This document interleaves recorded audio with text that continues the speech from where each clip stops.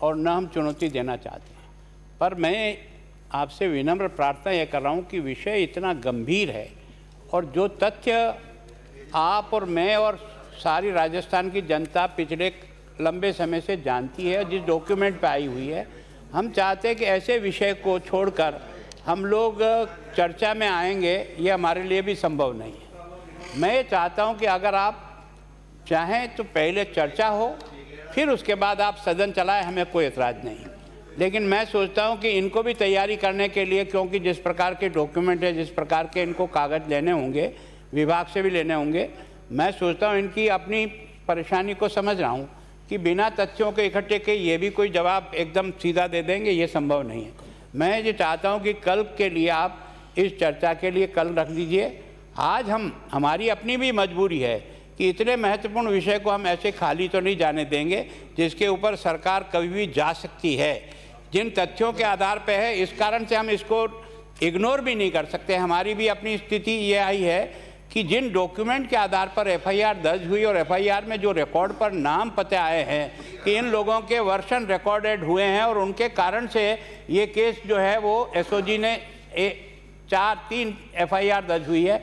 इसलिए आप अपनी जगह, हम आपकी व्यवस्था को चुनौती नहीं दे रहे, लेकिन हम ये जरूर चाहेंगे कि ये बिना चर्चा के हाउस हम लोग चलने की स्थिति में नहीं है। एक मिनट आप ये तो मानेंगे कि कोई भी तथ्य सदन के परव्यू पे नहीं है आप इस मोमेंट में? क्या आप ये मानेंगे? आपने स्थगन प्रस्ताव दिया, यही तो मेरे सदन में यही चर्चा है, इसी पर चर्चा होना, इस पर चर्चा संभव नहीं हो सकती। नए तथ्य आपने कोई सदन में रखे क्या? आप नए तथ्य रखेंगे तब मैं सरकार से जवाब लेकर तो स्टेटमेंट कराऊंगा। आप खुद सीनियर आदमी रहे, आप ये कहें कि तथ्य भी नहीं है और आप हाउस को एडजोर्न करें और हाउस डिबेट करें, मैं समझता हूँ कि परंपरा गलत परंपरा होगी। मैं फिर विनम्र निवेदन कर रहा हूँ आपको, फिर विनम्र निवेदन कर रहा हूँ, हाउस में आज ही चर्चा होगी।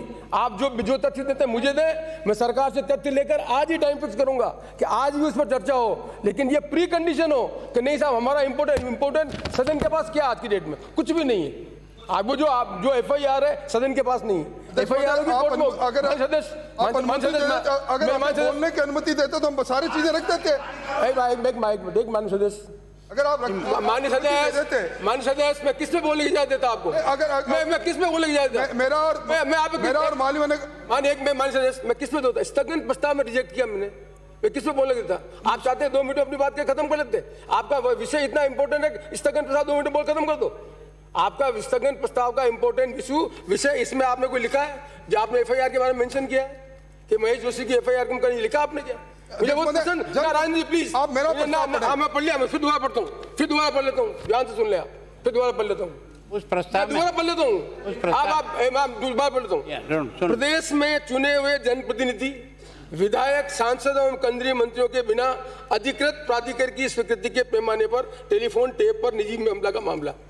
आप मुझे बता दें, आपने कोई रिकॉर्ड में किस प्लीज सुने, अंडरस्टैंड, किस एमएलए किस एमपी के टेप का आपने देखा था? मैं स्टेटमेंट ले लूंगा, मैं स्टेटमेंट सरकार का ले लूंगा। आप लिखे एमएलए ये, एमपी ये, इसका टेप ये, प्लीज अंडरस्टैंड इट। आप अभी हाउस में कुछ भी नहीं है। अध्यक्ष महोदय, आपके पास कोई भी जानकारी होगी आप ले कर दें। आप वैसे में आप मान सदस्य, मैं फिर कर रहा हूँ आपको नहीं बोलना है तो मेरे कोई तकलीफ नहीं है। मैं फिर आपको कर रहा हूँ, ये दस्तावेज है आपको यहाँ डिस्कशन या तो 2 मिनट रुक सकते हैं आप एक बार स्थगित करके इसको आपके कमरे में बात करें तो वो ज्यादा ठीक रहे। यहाँ इस प्रकार से सदन में आपसे बात करना उचित। तो मैं आपको मैं इस अंडरस्टैंडिंग से हाउस को एडजॉर्न करता हूँ। आप मेरे सदन में आएंगे, तथ्य मेरे सामने लाएंगे, तथ्यों के आधार पर सरकार का ध्यान लूंगा, सरकार स्टेज में लेकिन डिमांड होगी। ठीक है। सदन की कार्रवाई आधा घंटे के लिए स्थगित की जाती है।